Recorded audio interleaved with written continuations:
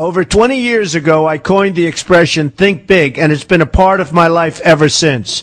It's also come true. I became an even bigger success after I said it than I was before. And that's one reason I think it's an important way to think. It obviously works, and that's what I'm going to talk about today. What I said exactly in my first book, The Art of the Deal, is as follows.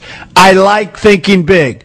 I always have. To me, it's very simple. If you're going to be thinking anyway, you might as well think big. That book was a bestseller, and it's considered a business classic at this point. But I never thought those words would become bestsellers in their own right. It's an interesting point that I'm famous for two very short statements. Think big and you're fired. But let's stick to the first one for today. And I'd suggest strongly that you pay attention so that you won't have to hear the second one. Thinking big starts with the details and grows from there. Because I'm a builder, I'm very aware of the importance of having a good foundation.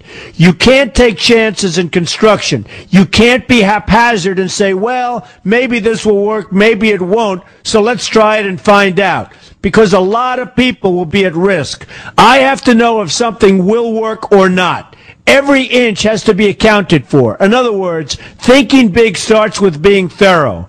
So number one, be thorough. Don't count on happenstance to get you anywhere, because it won't. Number two, get a momentum going and keep your momentum going. You have to have big ideas, but you've got to have the energy to get them done, which can sometimes take a long time. If you don't have momentum, you will not have what it takes to get the job done. Patience alone isn't enough. I have a lawyer friend who used to refer to me as the reverse tornado who builds everything in his path. I always like that because it implies a lot of energy and a lot of momentum.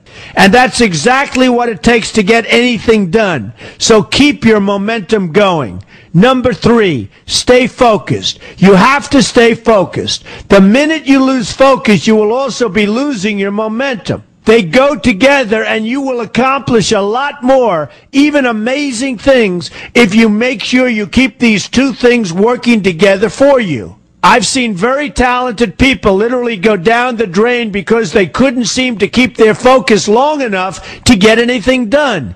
In this day of multitasking, that can be a real challenge, but it's absolutely necessary.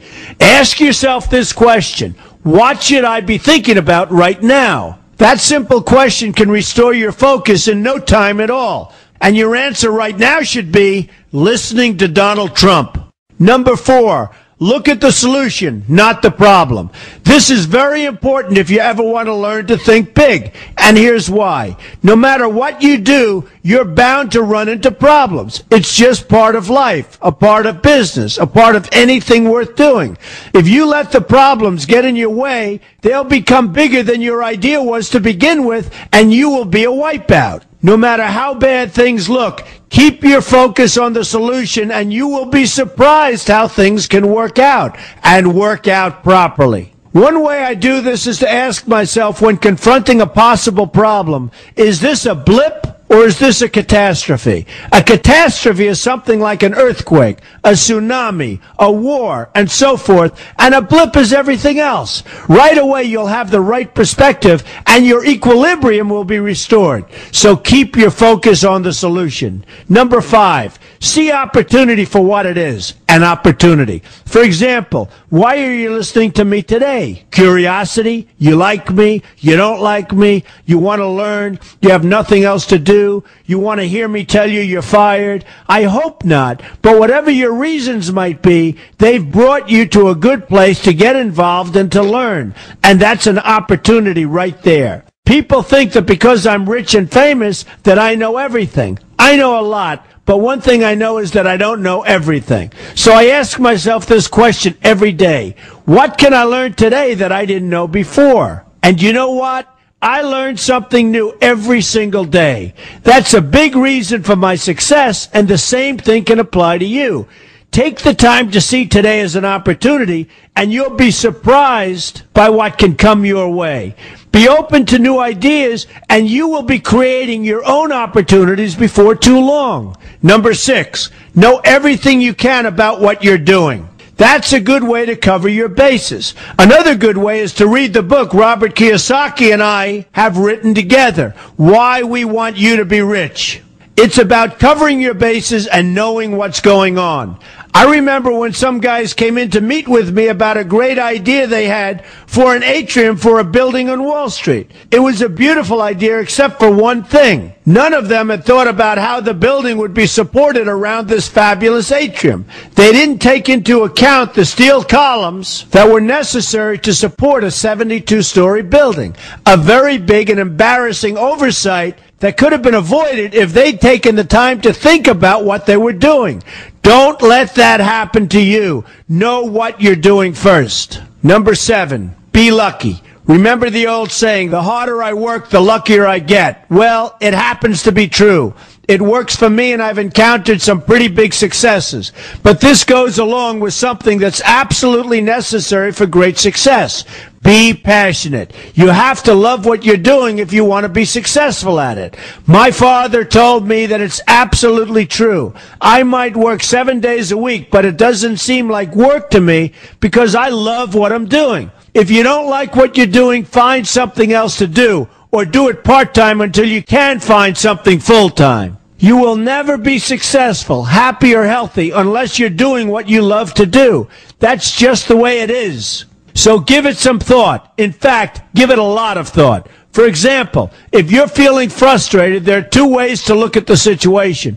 Frustration can mean that maybe you're expecting too much, or it can be an indication that you know you should be, or could be, doing more. Use frustration as a motivator. Use it to get where you want to go instead of staying where you don't want to be. But above all, be passionate. That's the fast track to success, no matter what your interests are. Number 8, see yourself as victorious. That can zap negativity immediately and put a positive spin on problems. I've gotten to the point where I see problems as challenges that I'll enjoy meeting and dealing with. My point here is that no matter what you do, you will encounter problems. Why not see them as challenges instead and know that you are more capable of dealing with them? That's positive thinking with a realistic slant. When I go into negotiations, I keep an open mind to what may happen. But I can tell you that there's already a done deal attitude on my part. I've already thought the process through to the extent that I know everything will be better off if they agree with what I've come up with because I've taken both sides into account. I enter the situation with a victorious attitude, and I've had enough victories to know that this attitude works. Use it.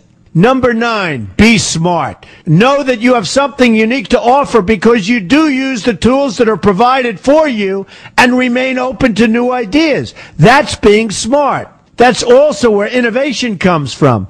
Being smart means you know how to use what you've got. That doesn't mean there's nothing left to learn, but it means that you will have the ability to learn and move forward with success. And success is very important. Success is what you want. Just be successful. Believe me, you'll be happier. I know people who have had very few real advantages in life, and yet they've managed to become giant successes. They figured out how to use what they had, not to dwell on what they didn't have. I'm convinced that everyone has something useful to offer, and if you apply yourself diligently, you'll find that you have what it takes to succeed, and you're going to be a lot happier for it. Number 10, above all, never give up. Never, never, never give up. The only time you will be a failure is if you quit trying. Only losers quit. The biggest losers in the world are quitters. Winners keep on going. So whatever you do, never give up. My father always used to harp, never give up, son, never give up. Don't ever quit. I never want to see you give up or quit. Well, my father was a smart guy, and I listened to him.